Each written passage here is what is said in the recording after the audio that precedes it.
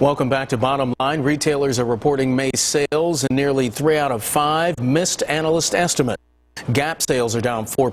JC, The Limited, and Target also disappointed. But higher-end shops like Saks and Neiman's posted strong results. For more on this, we're Lori Wax, founder of Crossledge Investments. She's consumer-oriented stocks since 1992, and she joins us from Philadelphia. Lori, welcome to Bottom Line. Always good to have you back on. Pleasure to join you. Lori, it appeared that through most of the spring, consumers were able to handle those higher gas and prices, and now we see that stores serving more moderate income consumers, your JCPenney's and your Kohl's, they had disappointing results. Have those higher food and fuel costs taken just too much bite out of consumers' paychecks? You always have to kind of look at where those tipping points kick in. And actually, as we know, gas prices have come down a little bit the last few weeks, but they were clearly on consumers' minds. If you look at that lower income or moderate income consumer with Kohl's and Penny's plus or minus 1% versus that upper income consumer.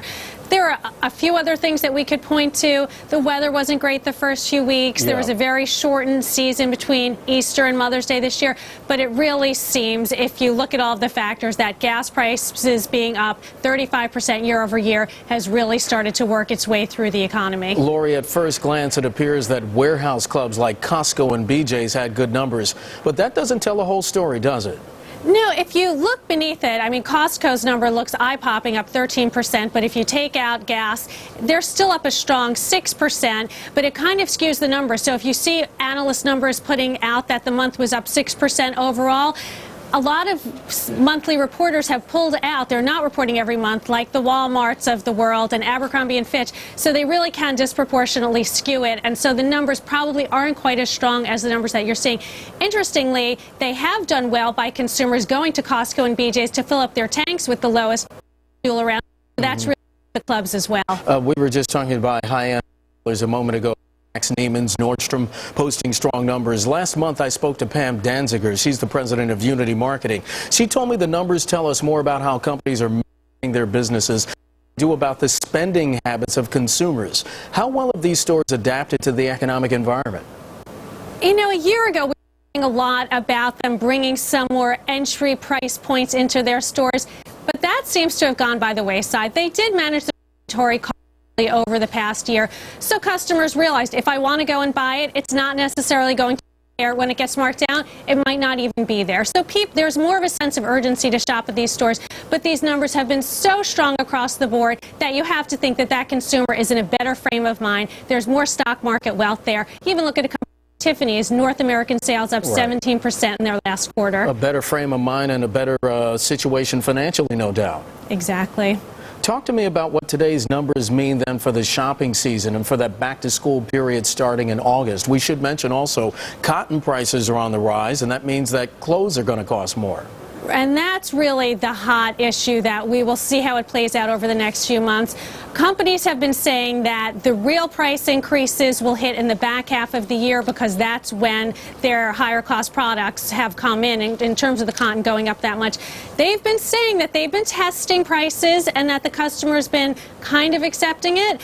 I think given this fragile customer that we're seeing, it's a little hard to believe that, especially other than in the high end, they're going to be able to pass it on. And I think that we will see margin squeezed for a lot of these retailers in the back half of the year. We saw Gap report that a few weeks ago.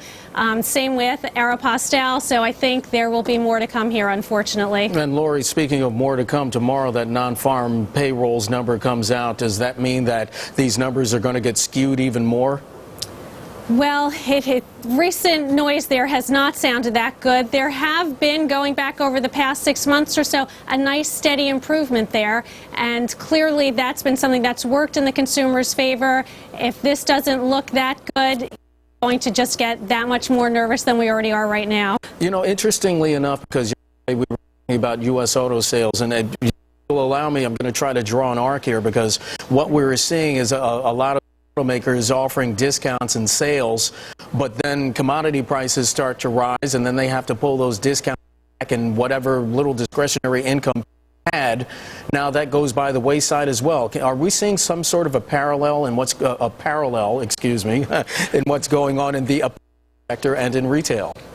At the end of the day, you really push the consumer where there's some elasticity. Sure. And when there just isn't that excess cash in the budget, it's nice that your cotton prices are up 15%, but the customer doesn't have that wiggle room, so these corporations are probably going to have to eat it. To put things in perspective, lower income consumer, gas is about 20% of their overall income spend. So gas being up 30% has really wiped out most of their discretionary spending. Lori Wack, House Ledge Investments, joining us from Philadelphia. Lori, always a pleasure. Thanks.